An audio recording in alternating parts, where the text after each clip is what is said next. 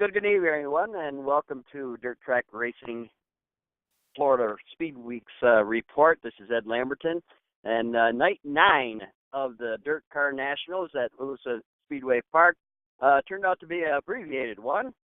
We have yet to see a modified feature here in 2 nights. Of course, they got rained out on Tuesday night, last night, Wednesday night. Things look good. We got the heat races in for the modified, and the late models got half of their feature in when the heavy fog just set in. And I don't know how many of you, probably quite a few of you, have been at Lebanon Valley in the past when they have had to cancel before the night was over because of the fog. Well, we had Florida fog, which they tell us is not really normal at Volusia. But it happened, and I think it happened last year too, to be honest with you. But don't hold me to that. But anyhow, before the fog moved in, it was a hell of a show on both the World of Outlaw Late Model Series events and also the first of hopefully 4.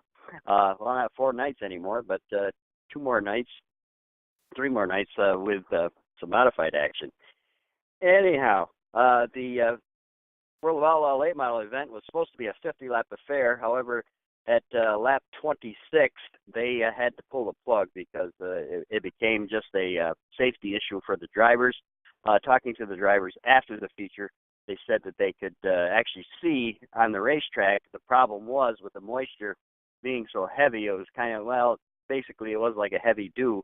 And we all know that these guys have tear-offs across their helmet. And with just the mud and the dirt mixing in with just that little bit of moisture, it became, kind of like driving your car down the road with a muddy windshield. And they just ran out of tear-offs. They actually did stop the race once, let them change their helmets and tear-offs, but to no avail, as the fog just never went away once it settled in. It was partly foggy there half the night, but we sat in, people familiar with Volusia, we sat in the pit grandstand, which sits between turns 1 and 2. We could not see turn 4 pretty much most of the night because of the fog. It's how heavy it was most of the night, but it really settled in at feature time. However, it did turn out to be a hell of a race as Tim McCready, T-Mac, who we've been talking about all week long, about having such a terrible Speedweeks. Well, he turned things around last night as he took the lead from Rocket Man Josh Richards, of course, the defending champion of the Lucas Oil Late Model Series, on a tremendous drive on a restart on lap 25.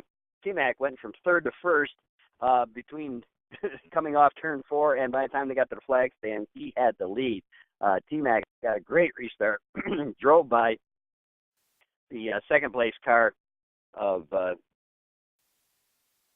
Chris Jurgens and went on to chase Jurgens and went on to then dive low, got underneath Richards, who had spun his tires. That was really the key why T-Mac was able to get such a jump on him. And they went around, recorded lap 26, and then the fog came in. So he pulled the pass off just in time.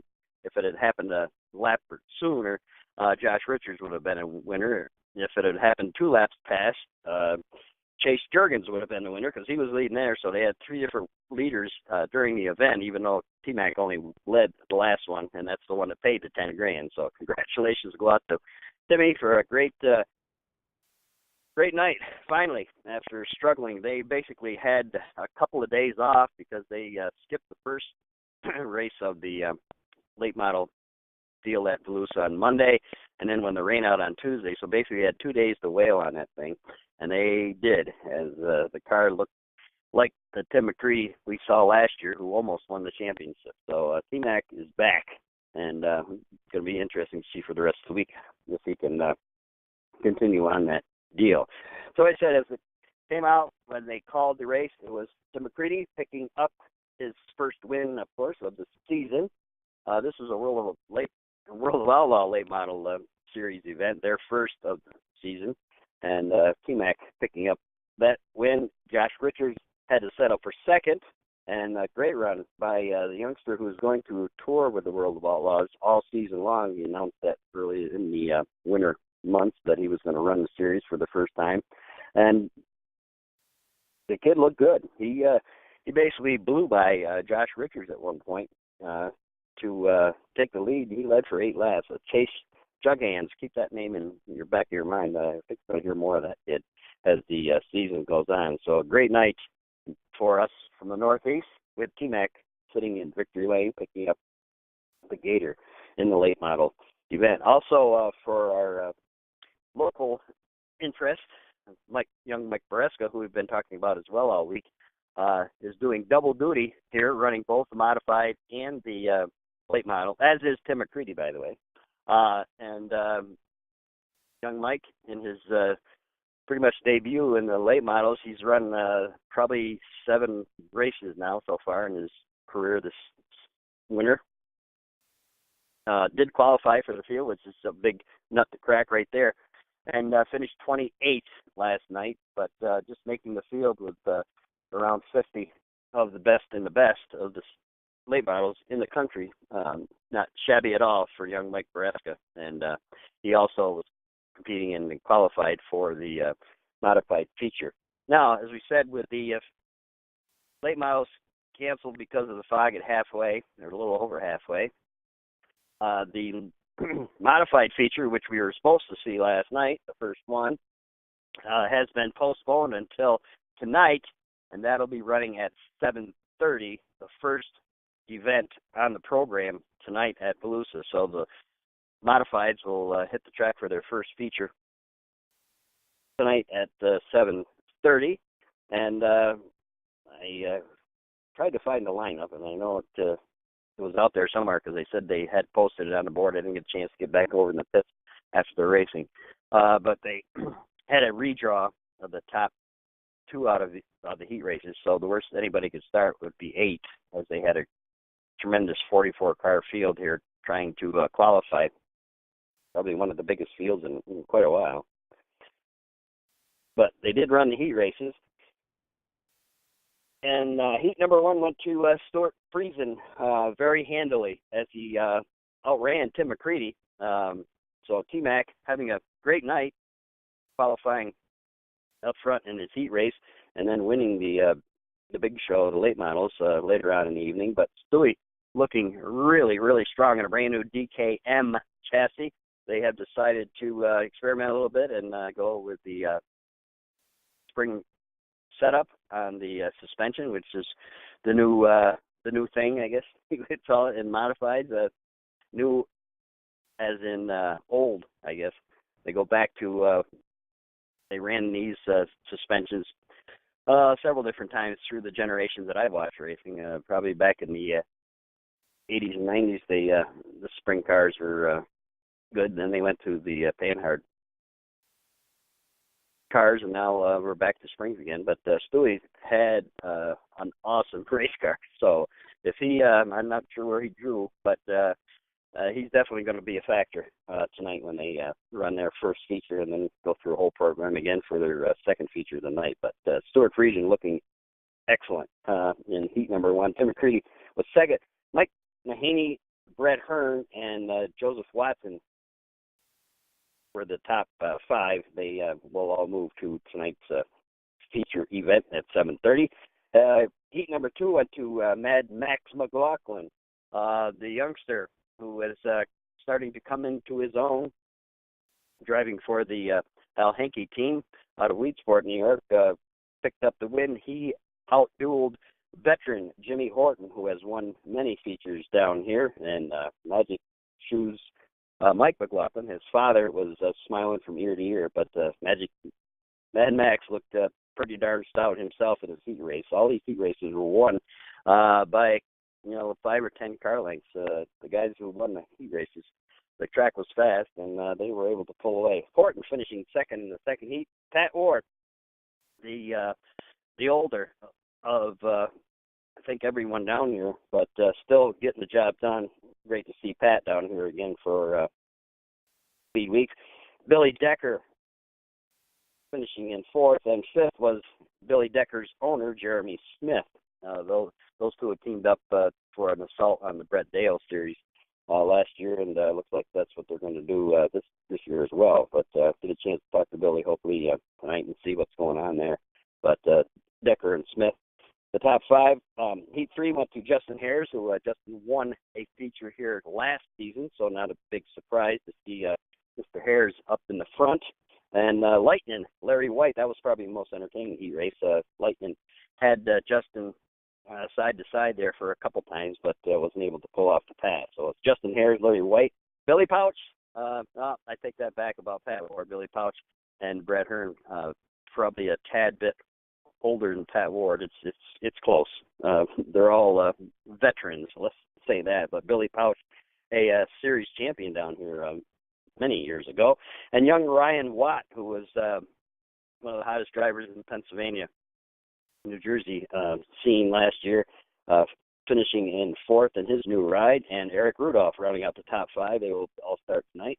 And heat number 4 went to the young Tyler Seary. Of course, his folks own the Outlaw Speedway, and the promoters ended the deal and do a great job with that racetrack. And he picked up a pretty easy win.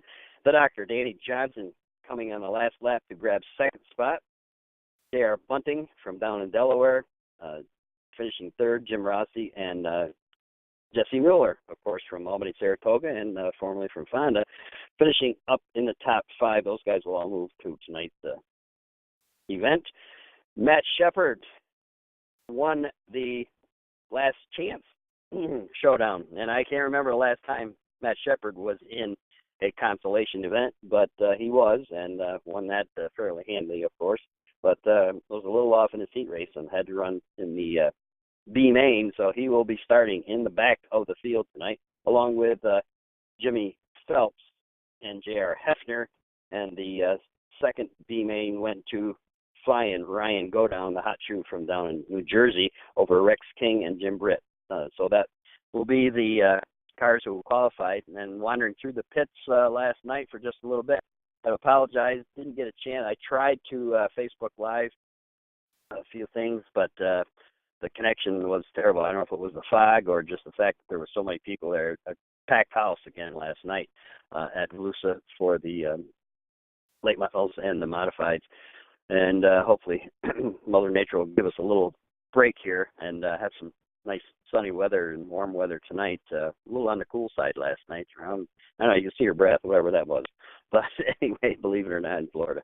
It was interesting to talk to some of the crew members on Stuart Friesen's team. He has got a bang-up crew there, that's for sure. Of course, all the DKM guys, Eric Mack, who is the crew chief on the car, and DKM's owner, Dave Constantino, and Kyle Hoffman, all there. Even Adam McCullough, of course, a local racer who lives in Broad Alban, is a good racer in his own right, was down giving a hand, as well as Tommy Conboy, who formerly worked for Brett Hearn. He is a full-time member of Stewart's team, so they got a real strong team, and looks like an awesome race car for this week as well. Traveling around the pits, I had a chance to say hi to Darwin Green, of course, Fonda regular, and Darwin struggled last night, did not make the show, but he will be back tonight, I'm sure, and try to qualify for the next couple of nights. And good to see him take the tour down here. Got a chance to talk to Chris Reckner, Elmo Reckner's son, and unfortunately, that's some bad news that Elmo's wife, Chris's mom, had a heart attack while they were on a cruise last week, and she is okay. She's home, but kind of a tough way to start your retirement. Of course, you know, Elmo sold his business just a couple of months back, and was trying to relax and have some recreation when it didn't work out quite so well. But hopefully, our prayers out to this is Elmo, and she will be able to get to the races here this spring when they start racing. Their car is here. Kyle Sheldon is driving their car. He brought the motor to the package, and they had some issues last night, so he did not make the show. But good to see those folks down here we'll get a chance to wander around the pits some more, hopefully tonight, and get a few more inside stories. But, the hot shoe, Gary Ballou, was also in the pits talking with Stuart Friesen. Of course, he is kind of Stewie's mentor on the asphalt and the truck series, and he has been with Stuart with Helmar for 2 years of truck racing, and Gary is here, and he and Stuart were in deep conversation last night. I'm not sure if Stuart was telling him about how the dirt car was going, or Gary was trying to give him some more pointers on the trucks, but we'll find out all that all works out on tomorrow night when Stewie hits the high banks of Daytona International Speedway for the Truck Series event. Over at the Big Track, action kicks in again with the qualifying the Can-Am 150s, where the Cup Series, Monster Cup Series, will run basically what they are as heat races, qualifying races. Everybody's in the show, so it's not a who's going to make it, who's not deal. It's more or less a practice race. I've got to believe that with the cars as twitchy as they are now with the new package rules, that there won't be a lot of guys doing too much racing tonight, but that's just my thought. We'll see. It'll be live on TV tonight starting around 7:30, I guess. So if you're certainly up home feeling cold, watch that and relax. But we'll be up at the dirt slinging Friday at Volusia, and then right on through to Saturday. So that's what we have for tonight. And we'll be back tomorrow night to your wrap-up. Hopefully we'll have 2 modified features to talk about, as the postponed one will run first, and then they'll run the regular show. The late models back at it again for another 50-lap affair.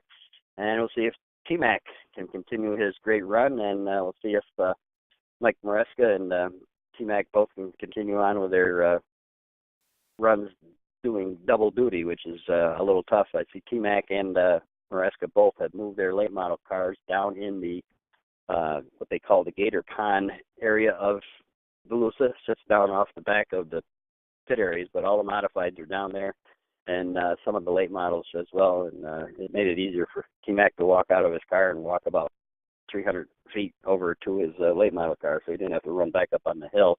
And the Gator Pond is real. There's really a gator in the pond.